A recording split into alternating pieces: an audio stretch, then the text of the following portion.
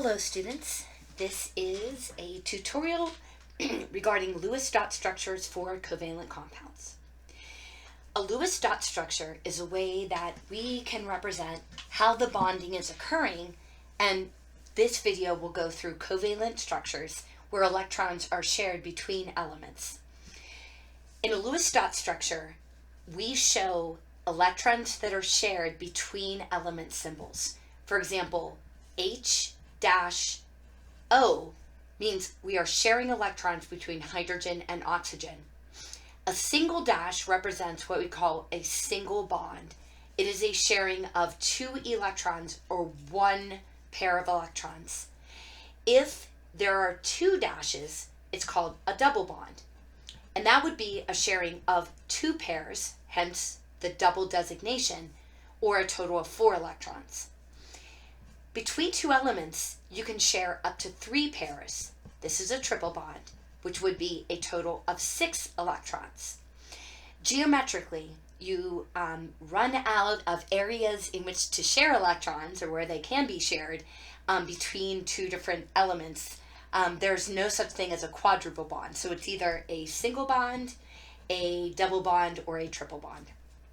The driving force behind a Lewis dot structure is to satisfy the octet rule, to have a total of 8 electrons, either as lone electrons, paired electrons, shared electrons around each element. Now, an exception would be hydrogen and helium. If you recall, they only will be filling the first energy level, the 1s, which only can hold 2, and that satisfies and gives them stability. The octet rule lowers energy for the elements, and that's why they're bonding. We already went over that. Okay, so how do we do this? Well, whenever you are given a formula, if we start out with this first one, we are building small molecules. We're not going to build large chain proteins, fats, small molecules. So what we have to decide first is which is your center element. Oftentimes, the compound formula will let you know that if there's only one of the elements, which in this case it's oxygen. So I'm going to place that in the center. And then around it, I'll place its 6 valence electrons. Now we have 2 chlorines.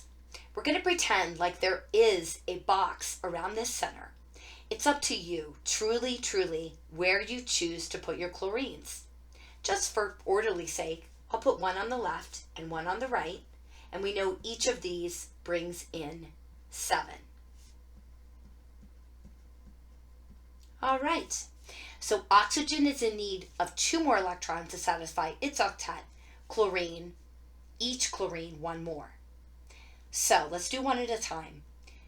Let's go ahead and satisfy this chlorine. It needs 1 more electron.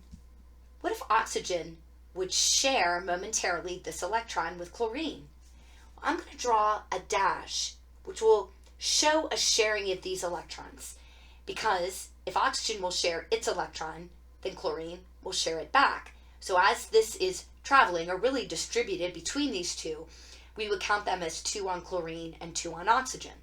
So I want to draw a line, and then if I count around chlorine, so I'm going to cover up what I have for oxygen. So chlorine now has 2, 4, 6, 8. It is satisfied. And then oxygen has 2, 4, 6, 7. What if I do the same thing for this chlorine? Make a single bond, then this will have 2, 4, 6, 7, 8. However, we want to make sure that we pair up any electrons that seem to be by themselves. In the structures that we make, we will never have a remaining lone electron. That lets you know that you've done something wrong. So we have a pair, a pair, a pair, a pair, a pair, a pair. Around our oxygen, it looks like those are both single. I'm going to go ahead and try to make this orderly, so I'll bring that single one there. And if we count up oxygen, around the oxygen, if I cover the chlorines and pretend like those shared electrons just are on oxygen, then my center has 2, 4, 6, 8. So that would be the Lewis dot for this molecule.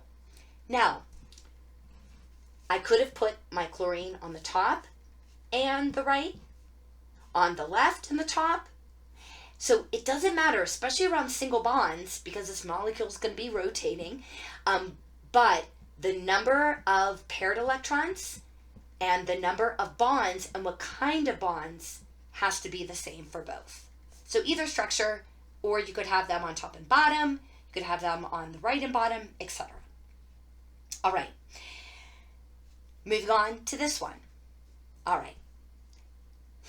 What is our center? Nitrogen or chlorine? Now, I definitely know that hydrogen is not my center. I have a good indication because there's 2 of them, but also hydrogen only has 1 valence electron, and it only needs to pick up 1 more. Hydrogen will always single bond. And that's all that it could do. So if hydrogen was our center, we could only attach 1 other element to it. So it really is limiting. So then, what do we go with? Nitrogen or chlorine? You're going to choose the one that has the lower number of valence electrons. That will lend itself to the greatest variety of bonding. So that's going to be our nitrogen. So nitrogen, 1, 2, 3, 4, 5. It doesn't matter where you put your hydrogens. So I'm going to make that a little darker. I'm going to go ahead and put, how about 1 on the right and 1 on the left? And chlorine, how about right here on the bottom? 1, 2, 3, 4, 5, 6, 7. All right, let's start bonding. What if we make a single bond there? I know hydrogen is good. A single bond there. I know that hydrogen is good. Well, now nitrogen, 2, 4, 6, 7. It needs 1 more. Chlorine needs 1 more. So I'll make a single bond. Why don't I move that here? And then everybody is satisfied. Why don't we move to number 4 next? All right, carbon or oxygen. Carbon has 4, oxygen has 6 valence, so carbon will be my center. 1, 2, 3, 4. Okay, doesn't matter where I put my hydrogens. How about on the right and the bottom? My oxygen I'll put on the left. 1, 2, 3, 4, 5, 6. I know hydrogen's got a single bond. Oxygen, it needs 2 more. Well, carbon, 2, 4, 6, it needs 2 more. So, let's double bond. Now, bonding happens between the element symbols in a Lewis dot structure. So I wouldn't want to draw a bond up here that's above the element symbols, or diagonal. That's a little crazy. It's going to lead to chaos, misunderstanding. That's where I want to put the double bond. I now want to pair up. It doesn't matter if I would have moved that one here or that one up there, but I definitely need them to be paired. So I have a double bond here. 2, 4, 6, 8. No lone pairs on carbon, but 2 lone pairs on my oxygen. Another one that we did together was nitrogen. So if I show us, nitrogen has 5.